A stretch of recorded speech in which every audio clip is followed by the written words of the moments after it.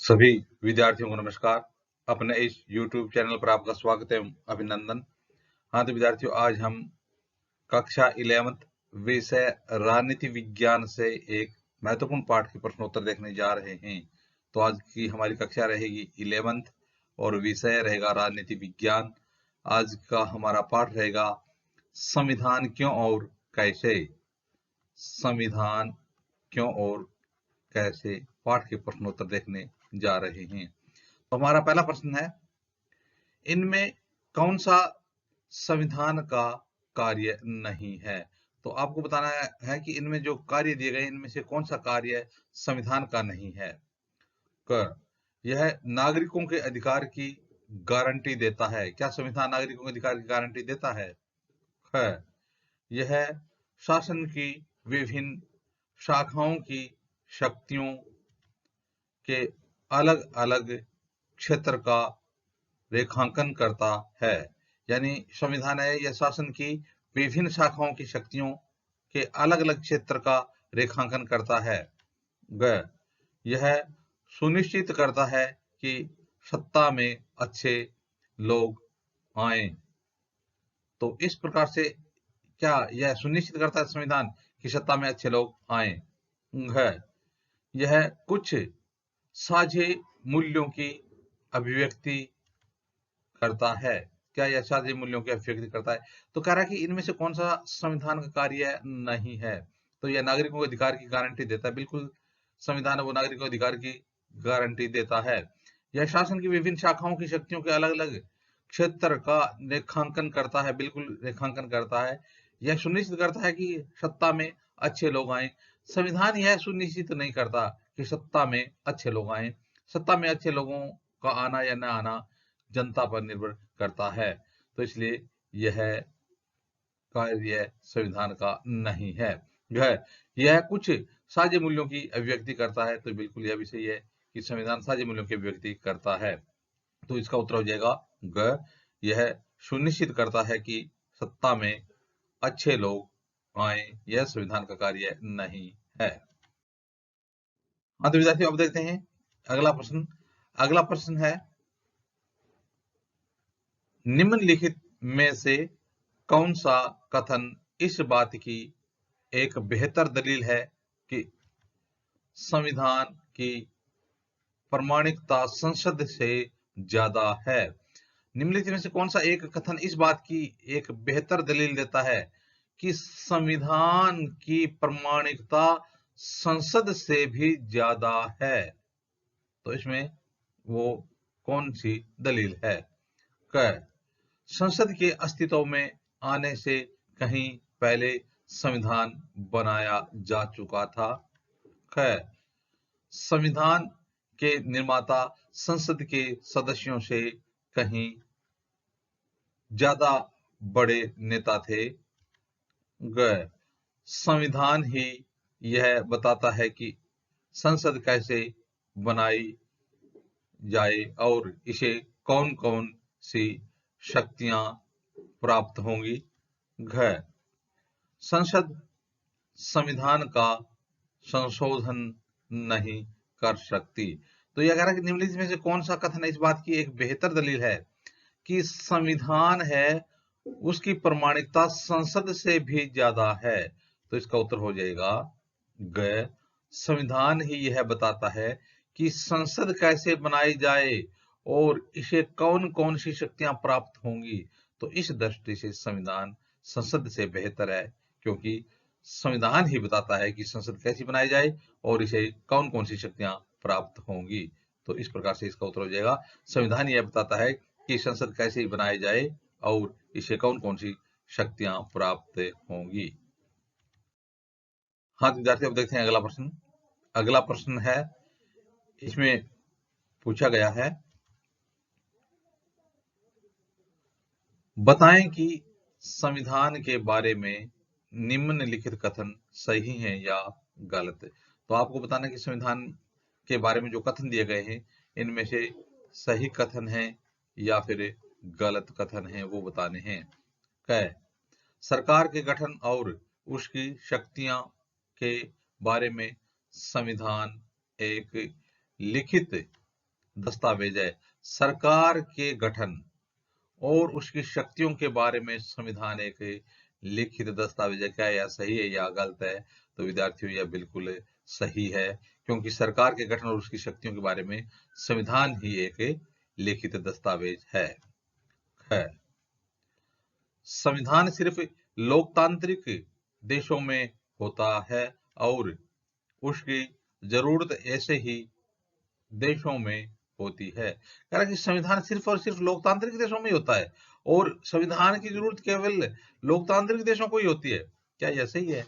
तो विद्यार्थियों यह असत्य हो जाएगा, यह गलत हो जाएगा, क्योंकि संविधान जो लोकतांत्रिक देश नहीं है वहीं पर भी होता है और वहां उनको प्रत्येक देश को इसकी जरूरत भी होती है।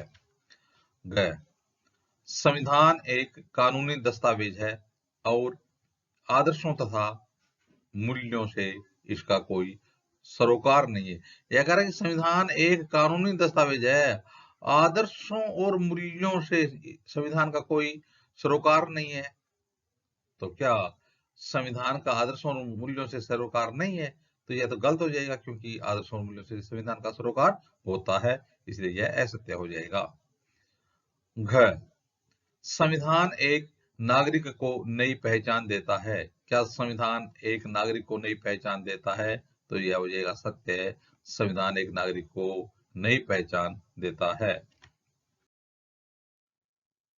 हाँ तो विद्यार्थियों, अब देखते हैं अगला प्रश्न। आगे इस प्रश्न में पूछा गया है, बताएं कि संविधान के निर्माण के बारे में निम्नलिखित अनुमान सही हैं या गलत। तो संविधान के निर्माण के बारे में जो अनुमान सही हैं उनको सही बताना है और जो गलत है उसको गलत बताना है। संविधान सभा में भारतीय जनता की नुमाइंदगी नहीं हुई, ना, संविधान सभा में भारतीय जनता की नुमाइंदगी नहीं हुई, इसका निर्वाचन क्षेत्र सभी नागरिकों द्वारा नहीं हुआ था। तो यह क्या कथन सही है या गलत है? तो यह यद्यपि यह बात सत्य है कि संविधान सभा के सदस्य सार्वभौमिक वयस्क मताधिकार के आधार पर नहीं चुने गए, तथापि उसे अधिक से अधिक प्रतिनिधित्व पूर्ण बनाने का प्रयास किया गया था। तो यह बात तो सही है। यह कह रहा है कि संविधान सभा में भारतीय जनता की नुमाइंदगी नहीं हुई, यानी भारतीय जनता ने प्रत्यक्ष रूप से उनको नहीं चुना। लेकिन यह भी सही है कि सदस्य सार्वभौमिक मताधिकार के आधार पर नहीं चुने गए, तो फिर भी उसे अधिक से अधिक प्रतिनिधित्व पूर्ण बनाने का प्रयास किया गया था। अगला है, संविधान बनाने की प्रक्रिया में कोई बड़ा फैसला नहीं लिया गया, क्योंकि उस समय नेताओं के बीच संविधान की बुनियादी रूपरेखा के बारे में आम सहमति थी। क्या कह रहा है कि संविधान बनाने की प्रक्रिया में कोई बड़ा फैसला नहीं लिया गया, कोई बड़ा फैसला नहीं लिया गया, क्योंकि उस समय नेताओं के बीच संविधान की बुनियादी रूपरेखा के बारे में आम सहमति थी नहीं, उस प्रत्येक बात पर आम सहमति नहीं थी। तो यह बात असत्य हो जाएगी, क्योंकि बड़ा फैसला नहीं लिया गया था या फिर उस समय के नेताओं के संविधान की बुनियादी रूपरेखा के बारे में आम सहमति थी, आम सहमति नहीं थी, तो इसलिए असत्य हो जाएगा। संविधान में कोई मौलिकता नहीं है, क्योंकि इसका अधिकांश हिस्सा दूसरे देशों से लिया गया है। अगर संविधान में कोई मौलिकता नहीं है, क्योंकि इसका अधिकांश हिस्सा वो दूसरे देशों के संविधान से लिया गया है। क्या यह बात सही है? नहीं, क्योंकि संविधान में मौलिकता भी है और जो अच्छी अच्छी बातें हैं उन्हीं बातों को संविधान में ग्रहण किया गया है। तो यह कथन गलत है, क्योंकि संविधान के प्रत्येक प्रावधान को भारत की समस्याओं और आशाओं के अनुरूप ग्रहण किया गया है और उन्हें अपनाया गया है, इसलिए यह कथन गलत हो जाएगा। हाँ तो विद्यार्थियों, अब देखते हैं अगला प्रश्न। आगे पूछा गया है, इस प्रश्न में आपको बताना है कि विभिन्न देशों के संविधानों से लिए गए प्रावधानों का सही मेल करना है। तो जिन देशों से जो प्रावधान लिए गए वो सही मिलान उनका नहीं किया गया है, आपको सही मिलान करना है। तो क, आयरलैंड का संविधान, क्या आयरलैंड के संविधान से मौलिक अधिकारों की सूची ली गई है? ख, अमेरिका का संविधान, क्या अमेरिका के संविधान से सशक्त केंद्रीय सरकार वाली संघात्मक व्यवस्था ली गई है? ग, ब्रिटिश संविधान, क्या ब्रिटिश संविधान से राज्य के नीति निर्देशक तत्व लिए गए हैं? घ, कनाडा का संविधान, क्या कनाडा के संविधान से स्वतंत्रता, समानता और बंधुता की भावना दी गई है? तो इनका हम देख रहे हैं कि ये सुमेलित नहीं है, हमको क्या करना है, इनको सुमेलित करना है। तो देखिए अब देखेंगे ग, फ्रांस का संविधान, क्या फ्रांस के संविधान से सरकार का संसदीय स्वरूप लिया गया है? तो अब देखेंगे सही मेल है। तो सबसे पहले क्या है, आयरलैंड का संविधान। तो आयरलैंड के संविधान से क्या लिया गया है? आयरलैंड के संविधान से राज्य के नीति निर्देशक तत्व लिए गए हैं। तो इसमें आएगा कै की से सुमेलित होगा ग, यानी राज्य के नीति निर्देशक तत्व। कौन से देश के संविधान से लिए गए हैं? आयरलैंड के संविधान से राज्य के नीति निर्देशक तत्व लिए गए हैं। है अमेरिका का संविधान। तो अमेरिका के संविधान से क्या लिए गए हैं? अमेरिका के संविधान से मौलिक अधिकारों की सूची ली गई है। अमेरिका के संविधान से मौलिक अधिकारों की सूची ली गई है। अब है ग, ब्रिटिश संविधान। तो ब्रिटिश संविधान से सरकार का संसदीय रूप, सरकार का संसदीय रूप कौन से देश के संविधान से लिया गया है? तो ब्रिटिश संविधान से सरकार का संसदीय स्वरूप लिया गया है। कनाडा का संविधान। तो कनाडा के संविधान से क्या लिया गया है?